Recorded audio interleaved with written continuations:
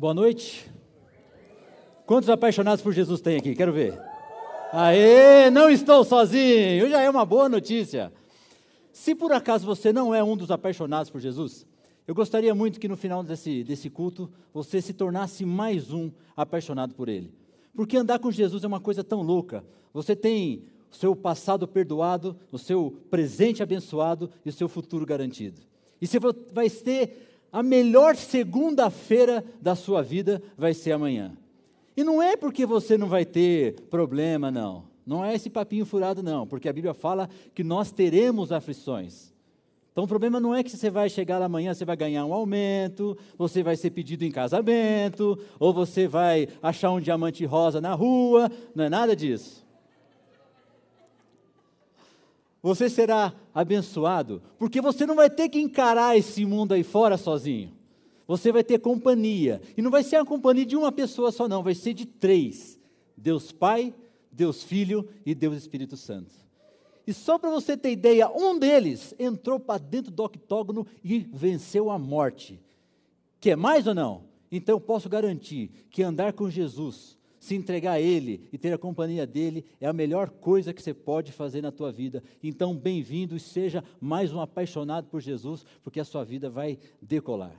E que Deus te abençoe. Nós temos no IBGE, tem um índice que fala que nós temos no Brasil, hoje, 202 milhões de pessoas no Brasil. Agora, pasmem. 85% dessas pessoas, 85%, ou seja, 171 milhões de pessoas no Brasil se dizem cristãs. Desses 202 milhões, 25%, ou seja, em torno de 50 milhões de pessoas são evangélicos. Isso fala ao nosso favor, certo? É uma bela de uma estatística. Não é perfeita se fosse 100% das pessoas se intitularem cristãs. 85%, mas é muito bom, principalmente se você olhar para outros países e ver que muitas pessoas, eles são presos ou eles são mortos por proferir a sua fé em Jesus, por andar com a sua Bíblia.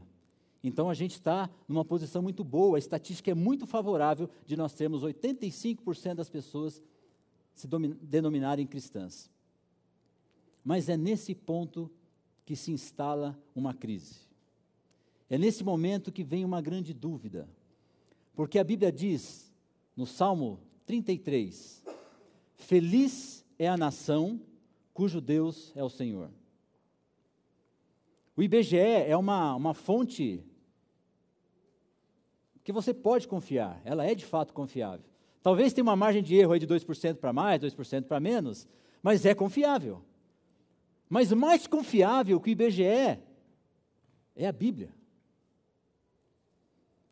Ela é a mais confiável de todas. E ela, fechada, ela é um livro comum. Mas aberta é a boca de Deus falando. E Ele está nos dizendo que feliz é a nação cujo Deus é o Senhor. São duas fontes confiáveis. Nós temos uma estatística, temos uma Bíblia. A estatística nos diz que 85% dessa nação é cristã. E a palavra de Deus diz que nós somos abençoados. Feliz é a nação cujo Deus é o Senhor. Mas como a gente explica essa crise doida que está aí fora? Como se explica o Brasil está passando por uma dificuldade tão grande, uma crise tão grande como agora? É o problema na educação, como há muitos anos tem, segurança, saúde, uma crise moral que pelo menos eu não me lembro da gente ter vivido, uma crise moral tão grande que estão querendo mudar alguns princípios que nós entendemos que são princípios imutáveis da palavra de Deus, estão querendo ensinar para nossos filhos coisas que nós nos arrepiamos em saber. Então nunca teve uma crise moral tão grande como nós estamos vivendo agora.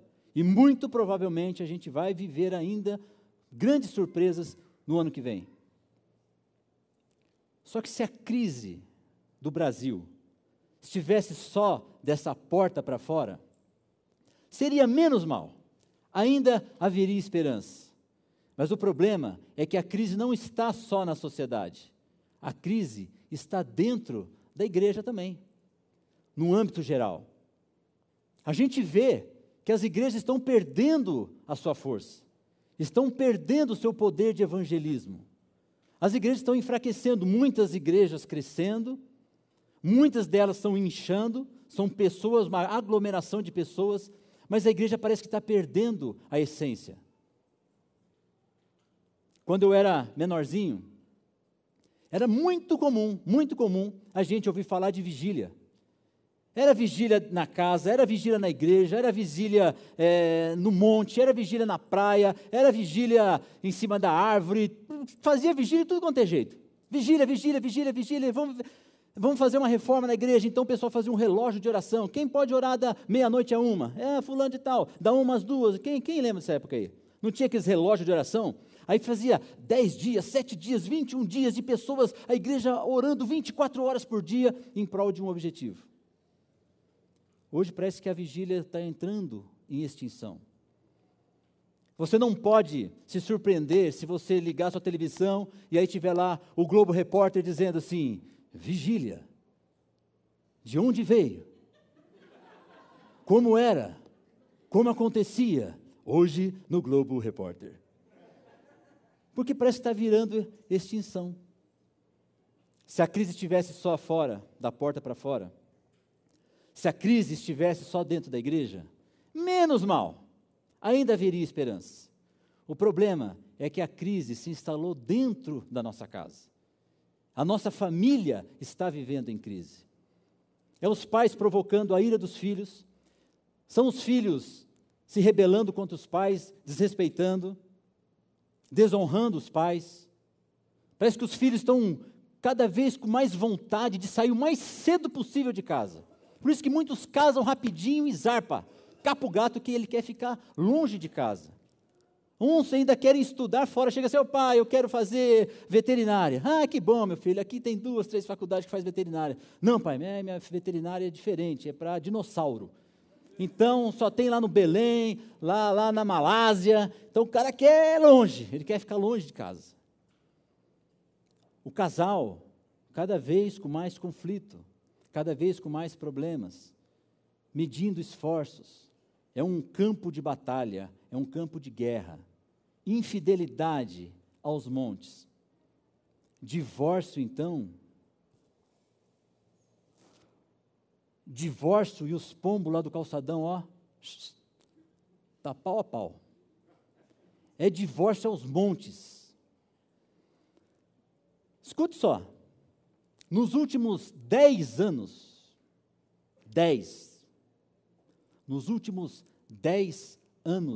dobrou o número de divórcio no país. E eu estou falando do mesmo país que 85% são cristãos. É compatível?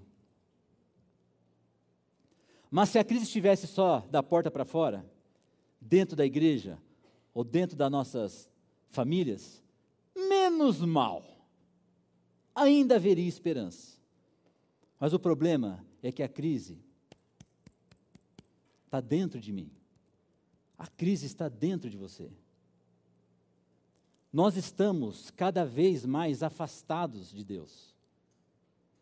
As nossas distrações, os nossos entretenimentos, o nosso emprego, a nossa agenda, nossos problemas financeiros, eles estão ocupando o lugar de Deus.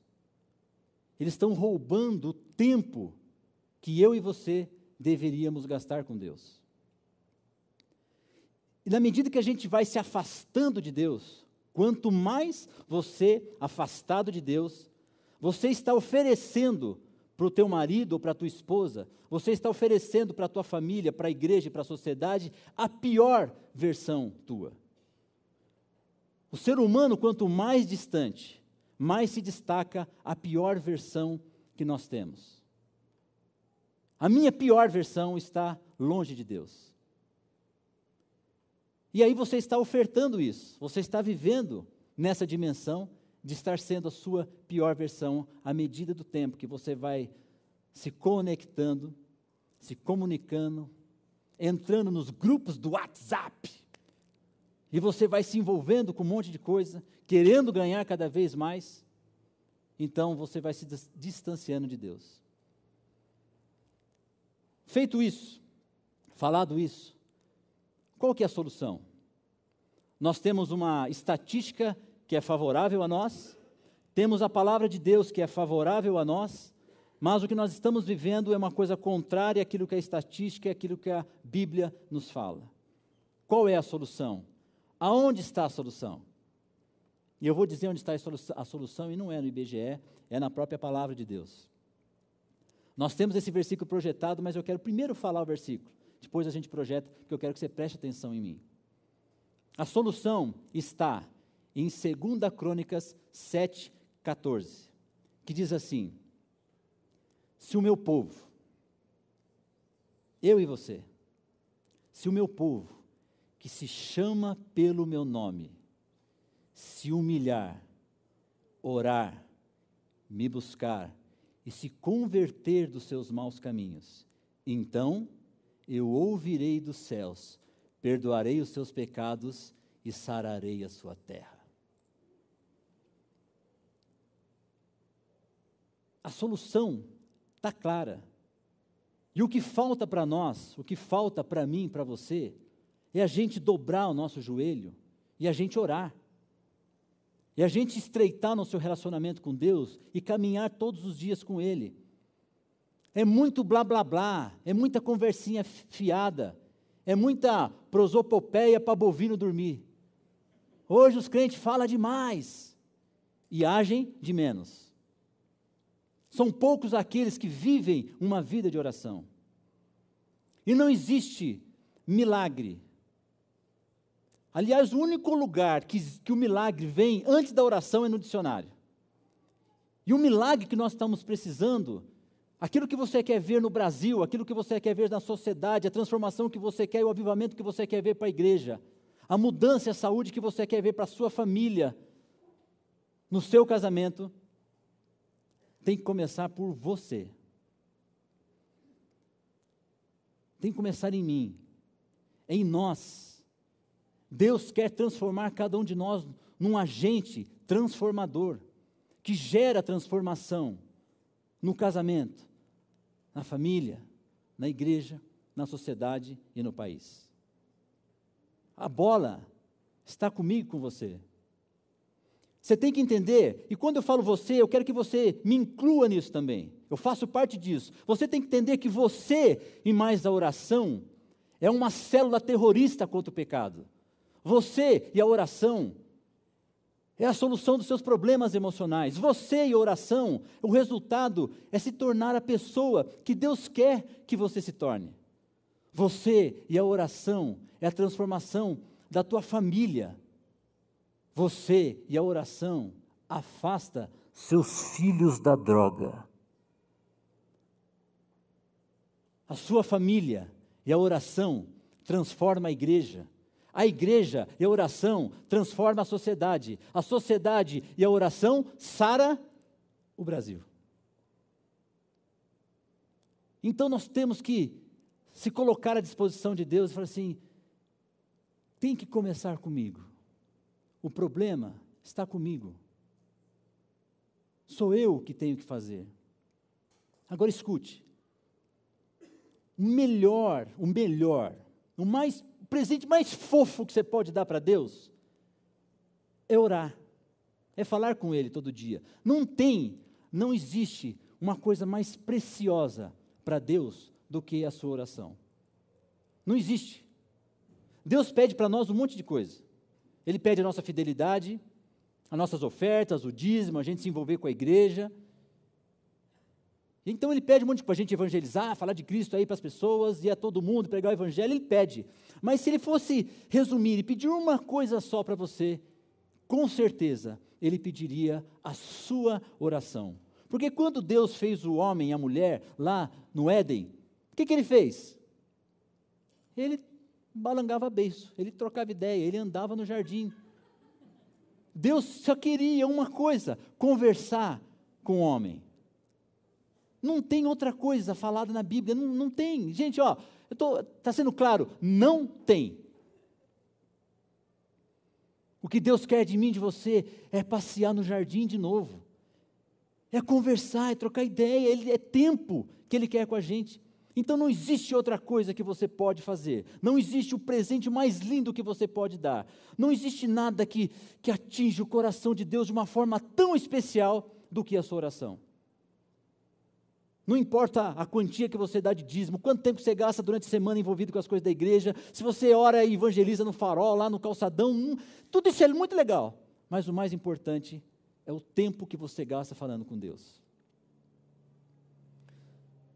Se você se tornar um tetraplégico, você vai deixar de fazer um monte de coisa. Você não vai poder tomar banho, você não vai poder tomar banho sozinho, você não vai poder comer sozinho, você não consegue fazer nada, você vai ficar lá travado, inerte na sua cama, sem poder, sem ter condições de fazer absolutamente nada. Se as pessoas se afastarem de você, você morre. Mas mesmo assim, mesmo inerte, numa cama, você ainda pode dar para Deus a coisa mais fofa que você pode dar. A coisa mais linda é seu tempo, é sua atenção e é falar com Deus. Não existe nada nessa vida que pode colocar um ponto final na sua oportunidade, no seu direito de orar. Nada. Nem a morte pode interromper a sua oração. Nem ela. Porque se você morrer, você pode parar de orar aqui na terra. Mas aí depois você vai para uma outra dimensão e vai falar com Ele face a face. Nada pode parar. Nada tem poder para parar o seu direito, a sua oportunidade de você falar com Deus. Nada. E se você morrer e não for para o céu, provavelmente você vai orar um pouco mais no inferno. Porque eu acho que lá no inferno você não vai conseguir fazer outra coisa, a não ser pedir por socorro, pedir por misericórdia. Você vai pedir, pelo amor de Deus, tira eu daqui. Agora eu reconheço que eu estava errado. Agora eu estou vendo que esse lugar é real. Deus, socorro, misericórdia, me tire daqui. Você não vai conseguir falar, da sua boca não vai sair outra coisa, a não ser orar e pedir para que Deus te tire de lá. Só que aí vai ser tarde demais. Aí você pode orar de cambalhota, pode fazer careta, aí você vai chorar, você vai gritar, não vai adiantar mais. Eu acredito que lá no céu vai ter um telão assim, ultra mega power de LED, escrito assim, ó, perdeu o Playboy. Não tem mais o que fazer. Ah, cabeção, por que eu não trouxe a minha esposa? A minha esposa tinha que estar aqui. Ah, ela foi lá fazer bolo de fubá na casa da mãe. Por que meu marido não veio? Ele ficou lá assistindo futebol. Eu queria que meus filhos estivessem ao meu lado ouvindo isso. Eu queria que minha família toda estivesse aqui na igreja para ouvir essas palavras, porque minha vida está toda detonada, minha família está toda destruída. Eles tinham que estar aqui. Relaxa. Fica tranquilo. Que a parte mais complicada, a pessoa mais problemática da tua família veio.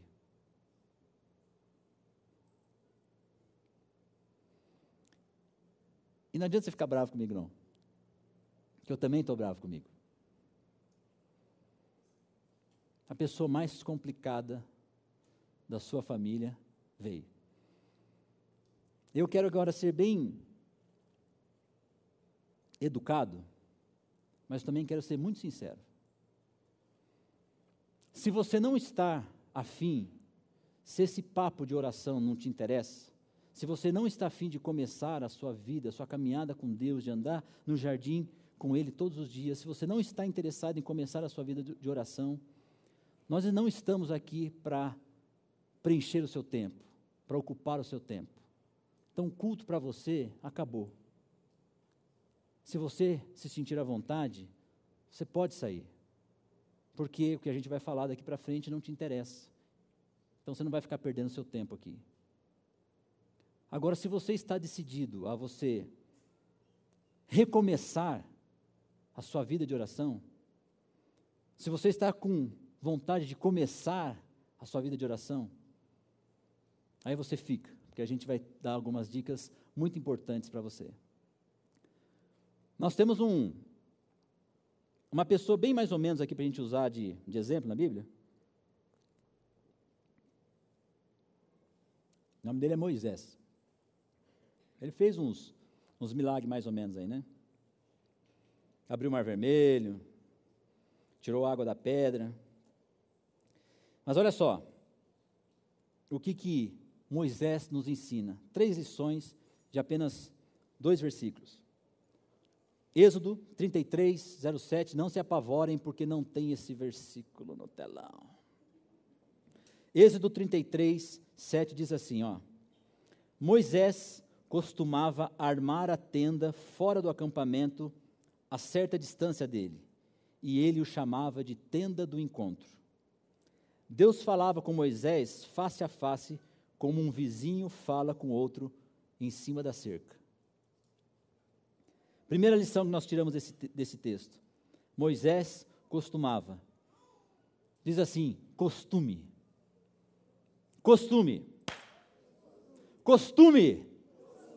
Sua vida de oração precisa ser um costume. Assim como você tem costume de comer, de tomar banho, de dormir, de abrir o olho para acordar, de fechar o olho para dormir, de escovar o dente, os costumes. Seu costume, você tem os seus costumes. Quanto mais velho fica, mais costume a gente tem. A vida de oração precisa ser um costume. Do mesmo jeito que é todos os outros. Você não consegue. Quem sai sem escovar dente aqui? Tem jeito não. Se vocês não escover o dente, você dá um jeito. Você volta para casa, chega no trampo, você passa na farmácia, você se vira. Mas é difícil isso acontecer. Pelo menos para a maioria. É difícil acontecer, é um costume, você não consegue. Eu esqueci de dormir, não vou dormir. Não tem isso. É um costume. É um costume. A vida de oração precisa ser um costume. Só que muitas pessoas se apegam numa desculpa. Que elas, eu queria muito conversar com Deus todo dia, toda manhã, eu queria começar uma vida de oração, mas eu esqueço. Quando eu lembro, eu estou no busão, aí não dá para orar direito, eu estou no trânsito, eu já estou no meu trabalho, aí não tem jeito. Então você se apega a isso, porque afinal de contas, isso diminui a sua carga, diminui o seu peso. Porque eu esqueço. Então você não tem como controlar, apertar um botãozinho, pá, e você lembrar de tudo que você tem que lembrar. Você esquece. Então você fica nessa, eu esqueço, eu sou cabeçudo, meu Deus do céu. Eu esqueço, e você fica nessa de esqueço. Parece que o peso vai diminuindo, né? Parece que vai ficando tudo certo, Deus compreende que eu esqueço. Por que não você começar a colocar algumas coisas na sua vida, no seu dia a dia, para fazer você lembrar de orar? Se você acorda de manhã, de repente é tudo rapidinho, você tem que fazer tudo muito rápido, e você não tem tempo para orar, então põe o alarme 10, 15 minutos antes, e aí você não tem como lembrar, né? Vai esquecer. Vai tocar o alarme, você vai... por que está tocando o alarme? Vou dormir de novo. Acredito que não tenha como você esquecer que aquele alarme bendito tocou 10, 15 minutinhos antes para você orar. Mas aí você esqueceu, você não tem alarme, se você colocar o alarme, a sua esposa ou o seu marido vai acordar mais cedo do que necessário, então não vou usar o alarme, beleza. Então você pega a sua havaiana, pendura assim no trinco da porta do banheiro, pendura o chinelo lá. Aí o belezura acordou, aí ele foi para o banheiro, se é que você vai para o banheiro assim que você acorda. Você entra no banheiro, você vai olhar, você vai ver o chinelo no trinco da porta. Aí você vai se lembrar, caramba, esse chinelo está aqui porque eu preciso lembrar de falar com Deus. Se você ignorar o chinelo, entrar para o banheiro e não orar, aí já está sendo uma decisão tua de falar assim, Deus, eu não estou afim de orar, eu não preciso orar, eu não vou orar. Aí é uma... Ó, Jorge Tadeu. Revelei minha idade, né?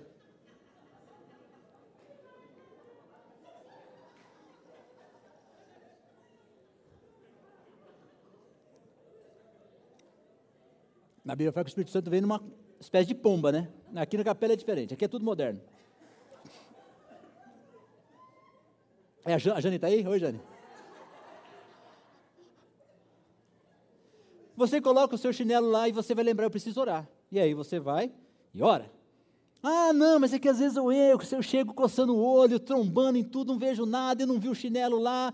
Meu, aí você se vira, dorme com a melancia. Aí você cria alguma coisa na sua vida, na sua manhã, para você lembrar que você precisa orar, para você não ter mais essa desculpa que esqueci orar.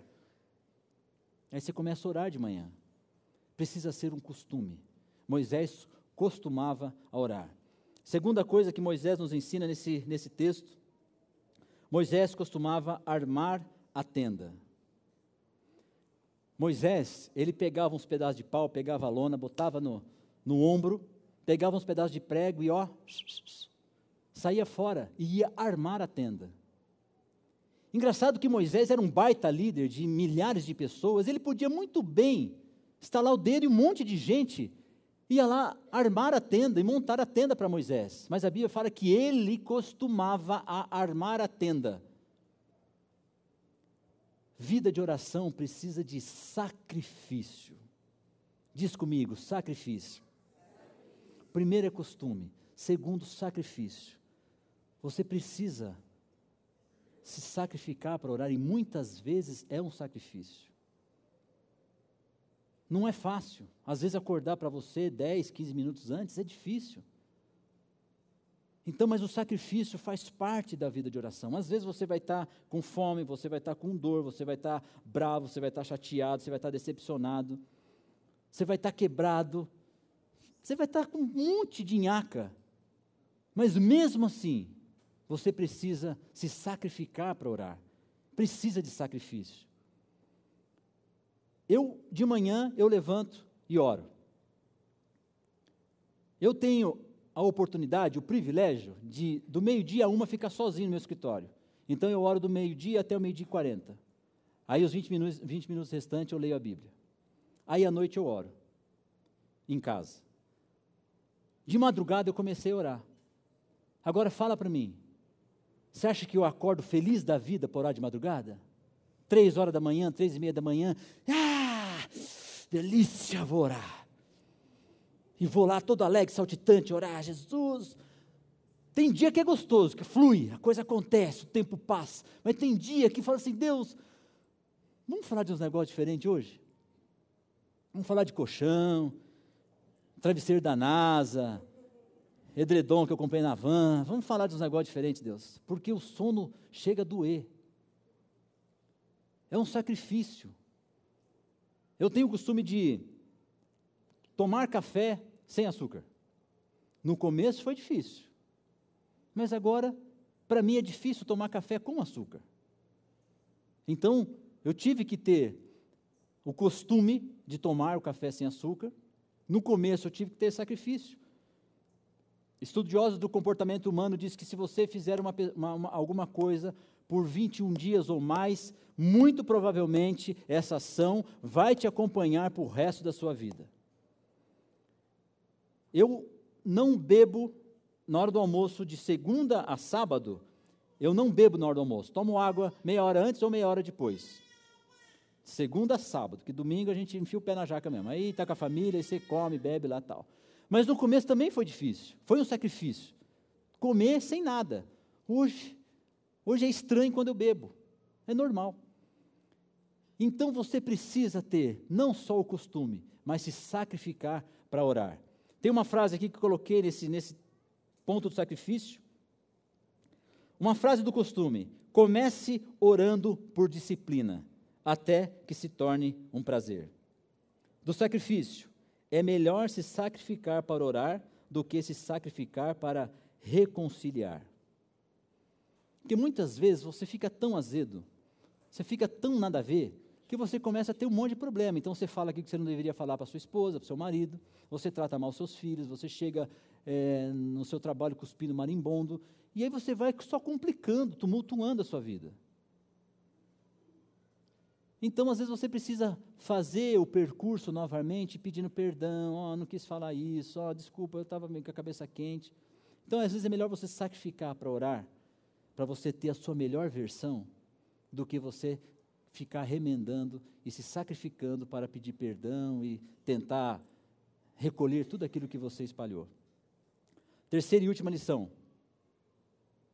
Moisés costumava armar a tenda fora do acampamento, a certa distância dele, e ele a chamava de tenda do encontro. Moisés, ele tinha um lugar específico para orar. Ele tinha um lugar que ele separava para falar com Deus.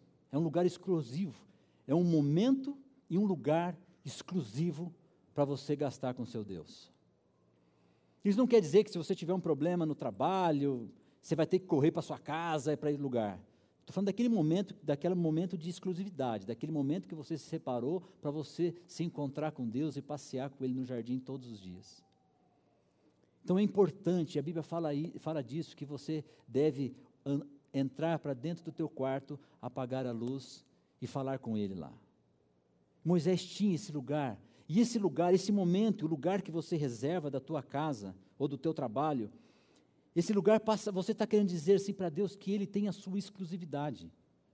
Aquele momento você separou só para Ele. E agora olha só, você vai ver umas coisas sobrenaturais acontecendo nesse momento. Porque quando chega o momento que você vai separar, você vai ter aquele momento exclusivo com Deus, aí toca celular, aí toca campainha, aí toca tudo. Começa a chegar gente, os filhos que pedem para você ajudar nas tarefas lá da escola, é o marido que pede comida, é a sogra que chega, aí vai chegando todo mundo, o gato late, o cachorro mia, começa a acontecer umas coisas muito loucas, para te impedir de você dar o seu momento de exclusividade com Deus. Isso vai acontecer. E esse ponto da mensagem, eu quero ensinar uma coisa muito legal, que é você dar uma resposta teológica para aqueles que tentarem impedir você de ter seu momento de exclusividade com Deus. Sabe qual que é a resposta teológica? Aqui, ó. Aí você dá banana para todo mundo.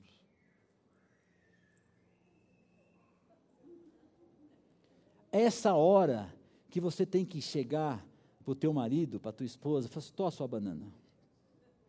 Chegou meu momento de falar com Deus. Chega para os teus filhos, filho, ó a banana, tô a banana, agora é meu momento de falar com Deus, tô a banana, filho.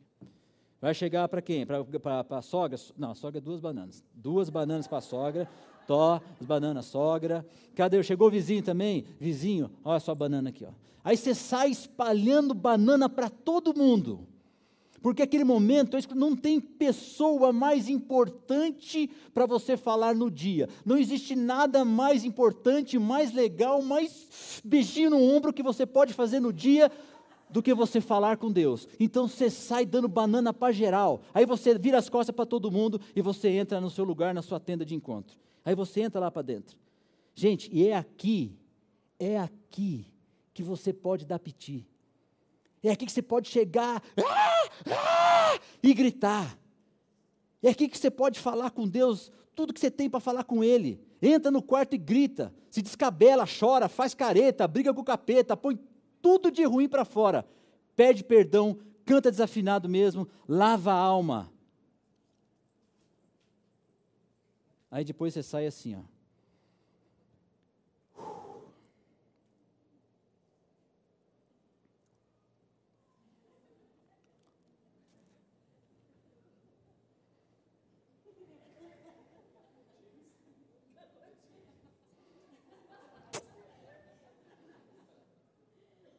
Você sai renovado, você deixa as coisas erradas, tudo lá. Aí sai a sua melhor versão lá de dentro. E as coisas começam a mudar na sua vida de uma forma tão louca, tão absurda. Gente, ó, não tem como, preste bem atenção, nós fomos criados, está no nosso DNA, nós somos criados para se relacionar com Deus, para andar com Ele no jardim. Não adianta você se escapar disso, eu não acredito. Não interessa, não acredita, mas você foi feito para isso. Então não adianta você querer sair da sua casa, você ganhar dinheiro, você comprar, você vender, você cuidar da sua família, cuidar dos seus filhos, cuidar da sua saúde emocional, sem você falar com Ele. Não tem jeito, gente, você não consegue ficar nesse plano aqui 24 horas por dia sem ter sequelas. É por isso que nós temos pessoas estressadas, é por isso que nós temos pessoas com depressão, porque não dá para você viver 24 horas por dia nesse plano e não ter sequelas e não ter problemas, porque você foi criado para se relacionar com Deus. Então você acha mesmo que você consegue ir para a rua, você consegue ganhar seu dinheiro, você consegue cuidar da sua família, cuidar da sua saúde, você consegue viver bem com a força do braço, no peito da raça? Você acha mesmo que você tem sabedoria, que você tem conhecimento, que você é inteligente o suficiente, que você tem capacidade de você tocar a sua vida? Só você? Sabe nada, inocente. Não tem jeito. Nós precisamos escapar para falar com Deus. Toda vez que a gente escapa para falar com Ele, a gente é curado. Toda vez que a gente escapa para falar com Deus, algo diferente, novo, acontece aqui dentro. Toda vez que a gente escapa para falar com Deus, é como se estivesse tomando uma dose de um remédio que vai curar os seus traumas do passado, que vai curar os seus problemas emocionais, que vai curar aquilo que você pensa de você mesmo, sua baixa autoestima, seus complexos. Tudo isso, quando você coloca diante de Deus, Ele faz questão de resolver, de curar, de transformar, de abençoar. Por quê? Porque não existe coisa mais importante para Deus. Quando você dá banana para geral e se retira e vai falar com Deus. Coisa mais importante que você tem para fazer no seu dia é falar com Ele. Tenha o seu lugar exclusivo com Deus.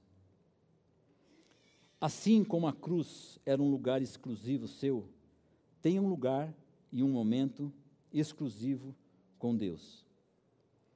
O melhor presente que um filho pode dar para um pai, para os pais, o melhor presente é quando os pais veem o filho ou a filha prostrado diante de Deus. Acho que não existe coisa mais importante para os pais, eu acho que os pais talvez vão reconhecer isso. Não existe, acho que, presente melhor. Se você, de repente, eu entrar lá no quarto da minha filha e encontrá-la lá, ajoelhado, prostrada diante de Deus. Deus, pode me levar, Senhor. Pode me levar, porque agora eu tive a melhor visão que eu podia ter na minha vida. Agora não tem Cataratas do Iguaçu, não tem Cristo Redentor, não tem Maracanã lotado no dia de jogo do Flamengo, não tem nada. A coisa mais linda que eu podia ver na minha vida, eu acabei de ver agora. A minha filha prostrada diante de Deus, falando com o Senhor. Isso é evidência que eu vou poder chupar sorvete com ela toda a eternidade. Essa é evidência que eu vou poder viver com ela, jogar betes com os anjinhos lá no céu e continuar meu relacionamento com ela. É a certeza que eu tenho de que a minha filha não vai perecer e passar por um problema na sua eternidade, mas ela estará passando a eternidade comigo. Não tem coisa melhor do que isso. Enquanto eu estiver lá jogando betes com as minhas filhas, com os anjos lá no céu, aí a minha esposa andando para lá e para cá, correndo atrás de bolinha, e vai virar festa, a família inteira reunida lá no céu. Não tem coisa melhor para um pai, para uma mãe, do que você ver os filhos no caminho certo. Por falar na minha esposa, esses dias ela foi montar a árvore de Natal lá em casa. Montou a árvore, aí ela foi colocar as luzinhas lá na grade da janela onde põe o carro, na garagem.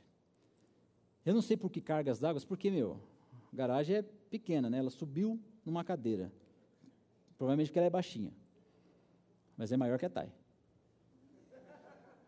Ela subiu na cadeira para colocar as luzinhas lá na grade. Aí ela se estribuchou no chão, caiu de uma cadeira. E ela caiu entre o muro e entre o carro. Então ela caiu sem defesa, ela chapou no chão. Pá! E ficou lá com dor nas costas. Aí a Lara, minha menina de 4 anos, viu. Ai, mãe, não morre, mãe, não morre, mãe. Quem é que vai fazer meu mamar, mãe? Quem é que vai fazer meu mamar? Aí ela saiu correndo e falou assim, mãe, não morre não, espera um pouco, como é que eu vou falar? Vou orar para Deus. Peraí, mãe, não morre, mãe, eu vou lá orar para Deus. E saiu, zarpou e entrou para dentro do banheiro e fechou a porta. E foi falar com Deus. O que ela falou com Deus, não me pergunte. Talvez ele foi perguntar, Deus, existe o disque entrega de mamar? Eu não sei. Aí ela foi falar com Deus lá.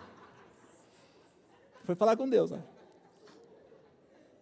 Mas o legal é que ela não chegou, mãe, peraí, eu vou ligar para o papai, vou ligar para o SAMU, vou ligar para o médico, vou ligar para o pastor, vou ligar para o vó. Não.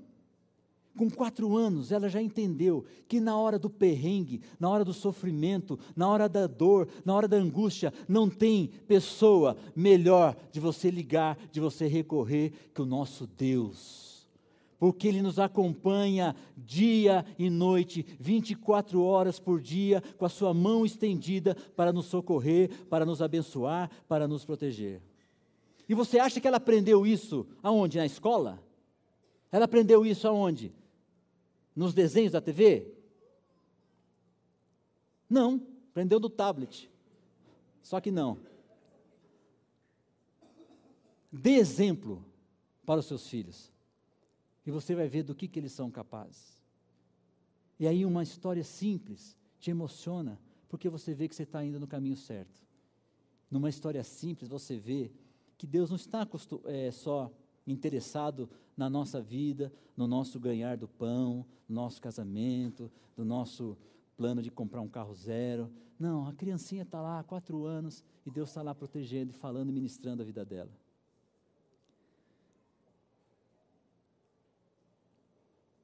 Queria que o Ministério de Música viesse aqui à frente. Eu vou terminar com um testemunho de um cara que vocês, provavelmente a maioria, se não todos, conhecem.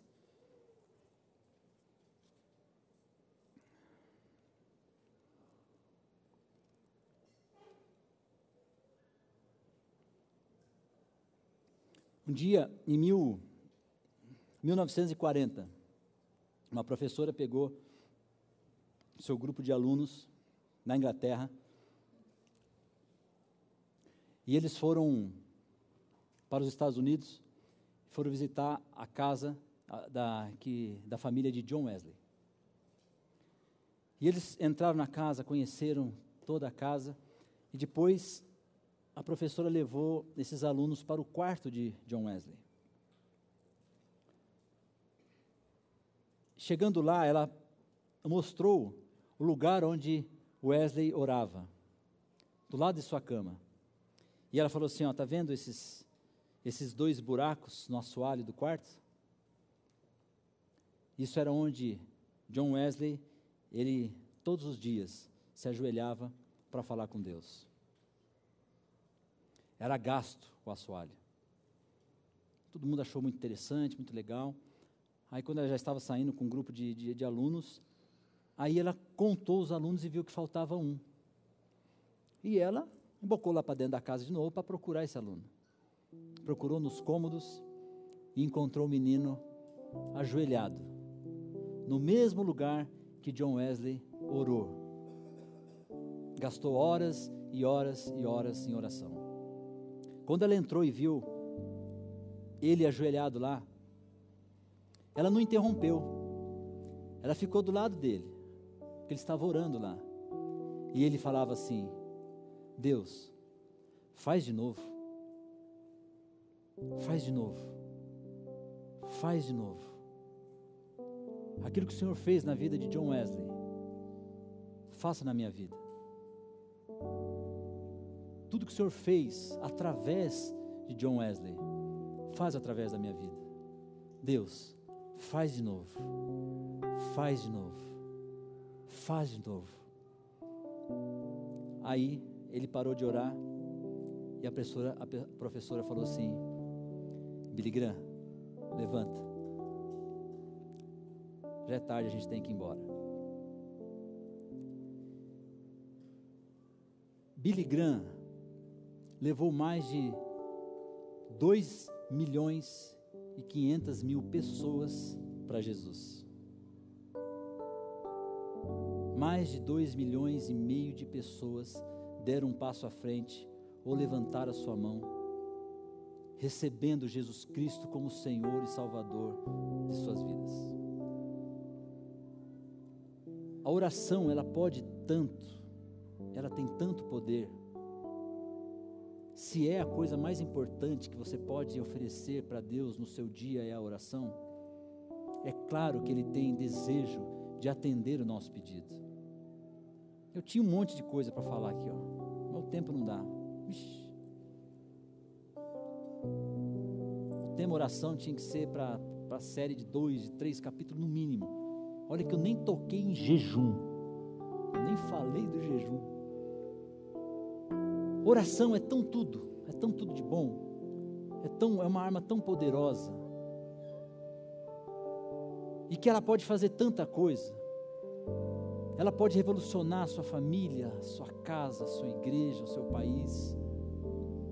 As pessoas têm hábitos de, quando está vivendo o problema, daí fritar na oração. Quando aparece um caroço no seio, aí você quer fazer jejum durante 7 dias, você quer orar descompensadamente durante horas.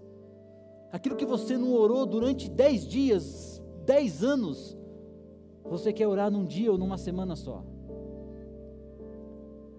Infelizmente, a maioria de nós precisamos ter graves problemas, para daí você correr atrás da solução, ao invés de você ter pequenas doses diárias, para que a doença não chegue, para que a droga não entre dentro da sua casa, para que você não faça parte da estatística de divórcio neste país.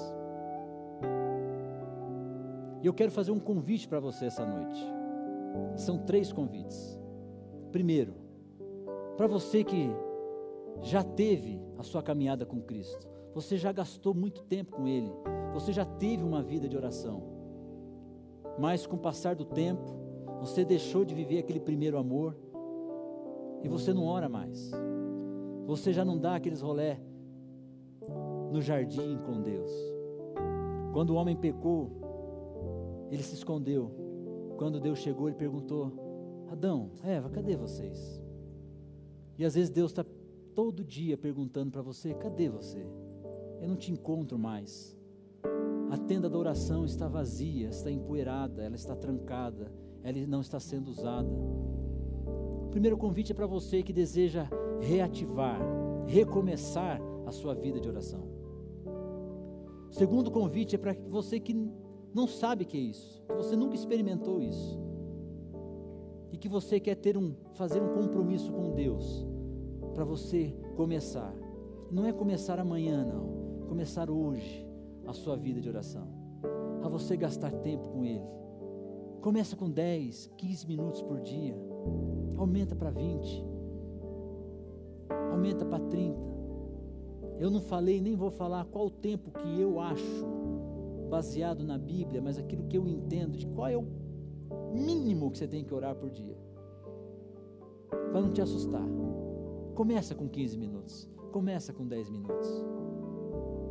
Terceiro convite é para você que não conhece a Cristo, que não teve um encontro com Ele, mas talvez a palavra falou com você, e você quer ser mais um apaixonado por Cristo, que você quer entregar a sua vida com Ele, já começar a andar com Ele a partir de já. Você que quer enfrentar a segunda-feira brava, não mais no peito e na raça, na força da tora, mas que você quer a companhia de Jesus, de Deus, do Espírito Santo na sua vida, para você encarar esse mundo aí fora e ser um vencedor.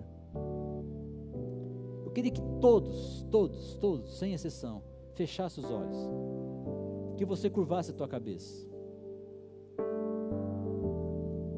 ninguém olhando. Eu fiz esses 3 convites. Você quer falar para Deus assim: Deus, faz de novo, faz de novo. Deus, faz de novo. Ou então, Deus, eu quero começar a minha caminhada contigo todos os dias. Ou então, Senhor, eu quero entregar a minha vida ao Senhor e quero começar a andar contigo a partir de hoje. Se esse apelo, ou se esse convite foi para você, eu queria que você acenasse com a sua mão. Ninguém está vendo, só eu estou vendo. Amém, pode baixar. Vi mais uma mão, amém. Amém, pode baixar, eu vi. Quer começar uma caminhada com Cristo, amém, pode baixar, eu vi. Mais uma mão, Deus abençoe, eu vi. Mais uma mão, pode abaixar. Não se constranja, porque você está tendo uma atitude que a partir dela você pode revolucionar toda a sua vida. E você pode viver as promessas de Deus, que consta na palavra dele, de uma forma tão abençoada, tão linda. Se você quer ter esse compromisso com Deus, levante a sua mão, com o sinal diz, eu quero, Senhor. Amém, eu via, pode baixar, eu vi, Deus abençoe, mais uma mão lá, amém, dezenas de mãos levantadas, Senhor, obrigado, Jesus. Todo vencedor ergue a sua mão quando está comemorando uma vitória, e é isso que você está fazendo essa noite. Que Deus te abençoe, que você realmente possa viver uma vida diferente a partir de amanhã.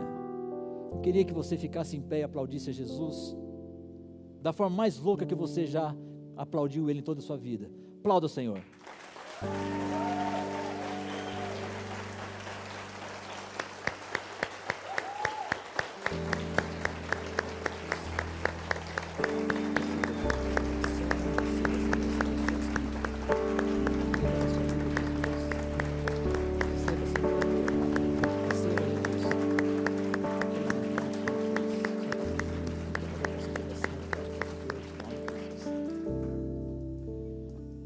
Deus abençoe. Se você quiser, vamos se juntar aos anjos de Deus e vamos louvar o Senhor de uma forma tão autêntica. Vamos cantar, vamos adorar esse Deus, porque Ele fez uma colheita muito grande nessa igreja nessa noite. Deus abençoe.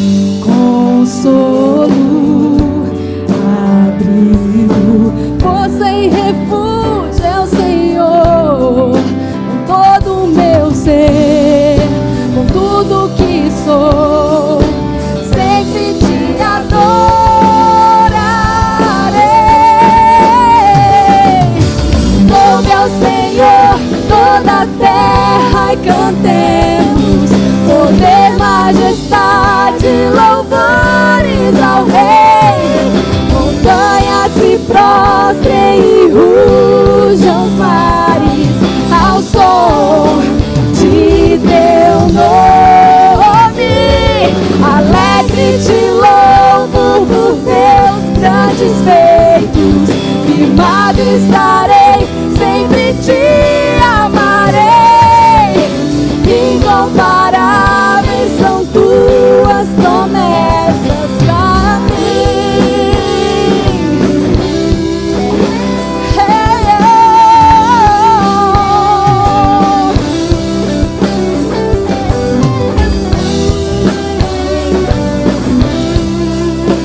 Todo o meu ser, com tudo que sou, sempre te adorarei.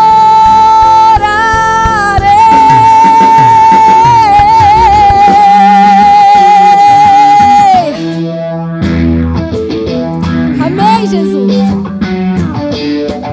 Louve! Louve ao Senhor toda a terra e cantemos poder, majestade, louvores ao Rei. Montanhas se prostrem e rujam os mares. Louve ao Senhor toda a terra e cantemos poder, majestade, louvores ao Rei. Montanhas se prostrem e rujam os mares ao som de teu nome. Alegre te louvo por teus grandes feitos. Firmado estarei, sempre te amarei. Incomparáveis são tuas promessas. Incomparáveis são tuas promessas. Incomparáveis são tuas promessas, Senhor.